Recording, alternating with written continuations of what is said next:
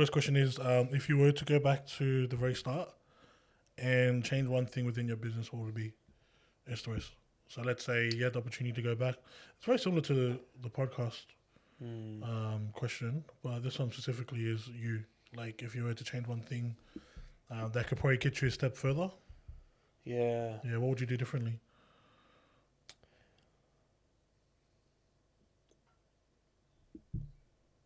Probably wait.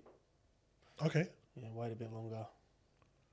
So who's seeing this? Just the... So it's gonna be a personalized community that we're gonna create. All right. So Well, yeah. the behind the brand, like, it's gonna be exclusive. It might be paid, a paid one. Yeah, That'll that's be smart. so yeah, it'll be more valuable, valuable people. Someone just say it to No, everyone. yeah. So yeah, you can't want it to be more. So I'd have to say, like, pick your timing. Okay. No, like, I think for me, I just wanted to go out there guns blazing. Like, I honestly think if I was to go back again, it's the long game. Pull out the calendar and just look at, like, where are those times where you're going to actually do what you want to. Where Like does what we it spoke fit? about yesterday. Exactly. And because since yesterday, I've had so many, ideas. Yeah. And then I had to, actually see if they adapt into a calendar that fits to my clientele. But I do think it's the value in timing. Like, patience is everything. What does patience look like? Man, it could be 100 different things in 100 different situations. So I think knowing, what I would probably have done is sat myself down and say, what is patience going to look like in business? And write down every single scenario where I would need to be patient and not to be trigger happy and reactive, because the reactive part of it is the one that really burns you. Because not that I was completely reactive, I just could see, like, I was wasting my time thinking about, oh, that looks like a good idea, or this sounds like a good idea, or I should try it. It's just a waste of time.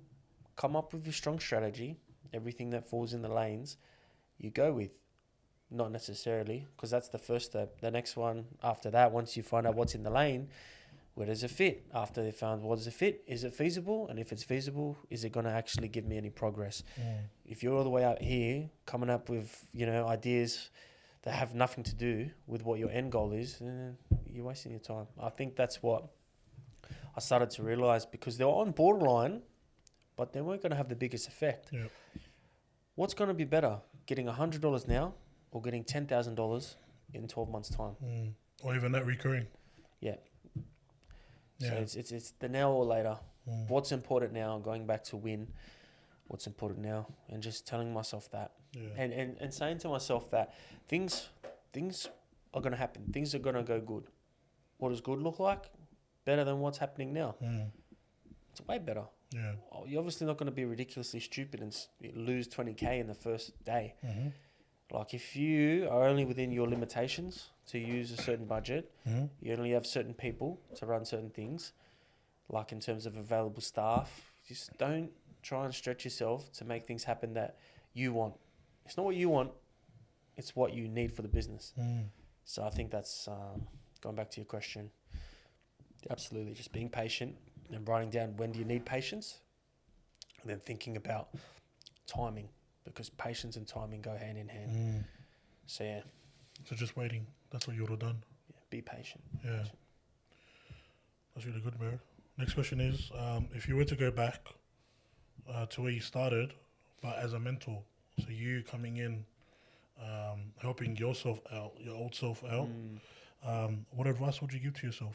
I'd be, man, it's funny, eh? I can just picture it straight away, me like yelling and stuff, like just shut up, just, how I'd probably, be coached back in footy. Like, I'd be hammering the fact that patience is one thing, and then I would.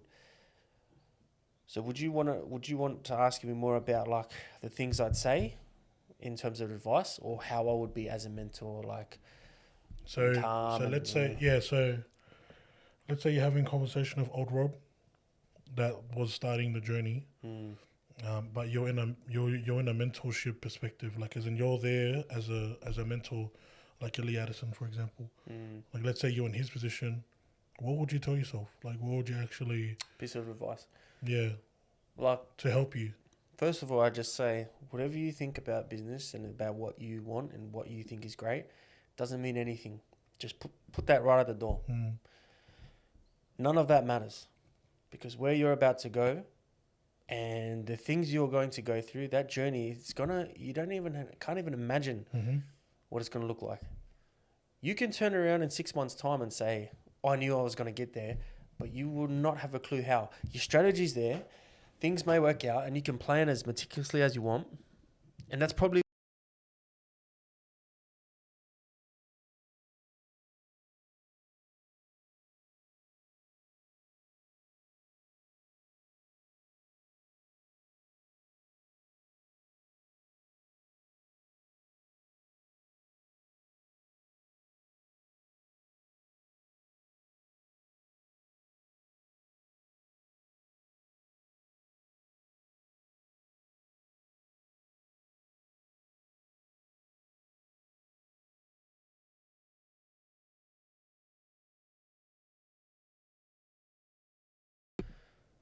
that doesn't matter. Like you need to put a lid on it and start using that extra 10% of your passion and invest it into strategy, into being patient, into knowing when are you going to strike. Are you going to go into a boxing match round one swinging haymakers or going for the final blow? No, you've got to pack those punches, and the only way you're going to do it is if you actually come up with that strategy, plan it, and know that it can take any journey. So, we talk about it all the time. What's my next step? Well, for me, I'm in a position where I can see our preseason program's going well. Yep. What's on the back of it? What are you going to have for the next part? Who's going to be your backup clients? Are they going to be repeat customers? These are all business questions. I had to learn pretty quickly. Because I'm already good at networking, I knew I couldn't do this on my own. There was no way. So, to the old Rob, network as much as you want, but you just need to stay patient. So, yeah. Play the long game. Long game, 100%. Yeah. No, it's not going anywhere. That's a good one, bro. And the last question is, what is one new or valuable lesson? Obviously, you shared some in the podcast, but what's one new valuable lesson within business that has kept you grounded within your journey? Something that's kept you grounded, it's kept you level-headed.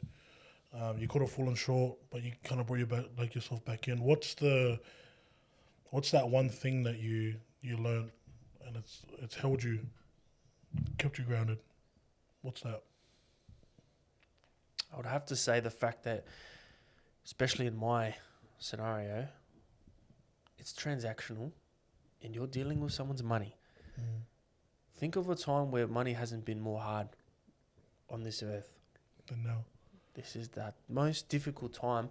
And I just think that if we're going to be real about being real, like if we're really that real person and deep down, you need to know that you've got to strike, but have as much compassion and empathy as you can for your clients. Because they're hard earned. Isn't their hard earned like before? It could be the last $50.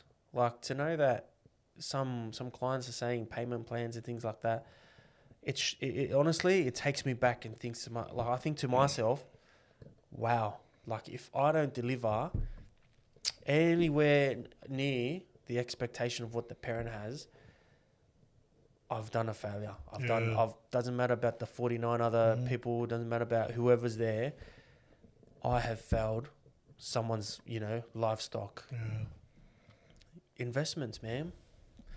People are making investment into you, so you need to make the consideration that what you have and you're delivering and everything around it has to be 100% on the money with your compassion, empathy. Otherwise, you're just going to be someone that's, doesn't have that full thing. Like, your product's just a product. It's not connected with a person or a brand. It just completely eliminates that. I think I understood that, pretty quickly in this because, man, we're talking Western Sydney. We're not talking about we're not eastern suburbs. We're not talking about like just being straight up. We're not talking about the Shire. Like, we're talking about, bro, literally the blue collar area. Blue collar. It's what it comes down to. Like, you could have people in Cronulla that have to, work extremely hard Programs, as well. there's programs there too that There's they programs there charge a heap too. amount. Yeah. But I just think, like, no matter where you are, everyone has a form of a hard-earned. Mm. Some have a lot more challenging route than others, and you need to really consider that. If you're selling shirts or if you're selling, like, food or whatever, yeah, I think that's going back to your question, which Mhm. I've already forgot. The valuable lesson. Yeah, that's probably the biggest, Yeah. along with the patience and That's that. kept you grounded. Yeah, I think it's just brought me back to, like, wow. Mm. Like, it's not that I didn't already know that. It's just like, this is real. I really don't want to disrespect Mm. the game. And the game is, like, literally all around the parents because So, yeah, just knowing that business savvy is one thing, but being selfish is another thing. Yeah. Savvy just means you're smart. Selfish just means you're a gronk. Like, people, You're a gronk. Uh, If you know, you know. if you know, you know. So those listening, Gronk is basically someone who people don't like. Yeah. Like, you just can't have that to your name. Mm. And if you're that type of person, man, go for the money, but just be strategic. Yeah. And know that you Be can't cross. smart. Set a boundary for yourself. Otherwise, people see through you. They'll see right through you. It's not hard, bro. Nah, it's not Yeah, hard it's at not all. hard. These days, man, Mm. people know your intentions. You got intention, you got action. Everyone sees your actions. Yeah. But your intention, you got to make sure that they align with your actions. Mhm. And if you've got the wrong intentions, you're in the wrong place. Yeah. If all you want to do is make money only, I get it. It's a business. Mm. But do your actions all fall in line with wanting to be profitable rather than be greedy? Mm. So I think that's the thing I learned. I obviously wanted to do this because I had potential, but I knew eventually this had to be something that was profitable and something that I Yeah. could rely on. Yeah. Something that can actually hold your backbone, especially with your family and stuff, bro. Like, you got to think about that. And I think definitely when people start, they try and do try and be generous and, they give out their time, they give out their, it might be a product or service. But we both know when it comes to business that you got to be smart and strategic. I was thinking you need to know how to sum it up. You asked me what S2S is. I can tell you in one sentence. Mm. Where do I want S2S to go? I should do it in one sentence. Mm. If people are so confused and don't know where they're going, you need to restart Yeah. that process there. Mm. So that for me was interesting because I asked people, like, what do you do? What's this about? And they give me a whole friggin' synonym bank of, like, Yeah. what you could say in one sentence. And really, you're misfiring. You're firing in 10 directions. You're better off to chase one rabbit. So they say you chase 2 rabbits, you get none. Chase 5 rabbits, get none, sorry. So if you're trying to do 5 different things when your business plan or your business model, your mission is one thing, don't get lost in it. Because I think you can't be too many things to too many people. Yeah. Just things are popping up in my head, but yeah. Oh, yeah, man. Well, before you finish, do you want to just look at that camera? And do you want to say any words to our private community? Yeah. So to the private community, whoever you are, you're obviously thinking business. Business is great. Like, it's an amazing thing where you see that, me being a teacher, you don't have everything that you put into that effort route. It doesn't really, or you sow the seeds, it doesn't always come back in dividends when you're a teacher, depending what you're going for. But if you're running a business, if you play your cards right and you're strategic, things will come back in spades. But you just need to make sure your foundation is set. And that's the one thing I can attest and I can give you all the advice on. Foundation, preparation. Don't even think about your first, sale before you've thought about your first part of your foundation. So, yeah, thank you so much for listening. This, for me, I didn't have social media 12 months ago. I had never had it. I had a Facebook account when I was in high school that I look back at my Facebook status and I cringe. But Like for TVH. I know, that's a dirty one. That's a really cringy one. God, that's gross. But, I've had to really push the barrier. And I attest to who I am and what I've done. Don't be something you're not. I'm not going to tell you how to be the best in some areas that I can't fulfill that message. Well, yeah, once again, Josh is the man. You listen to him. Listen to this guy. He's got the advice. He puts the yards in. And yeah,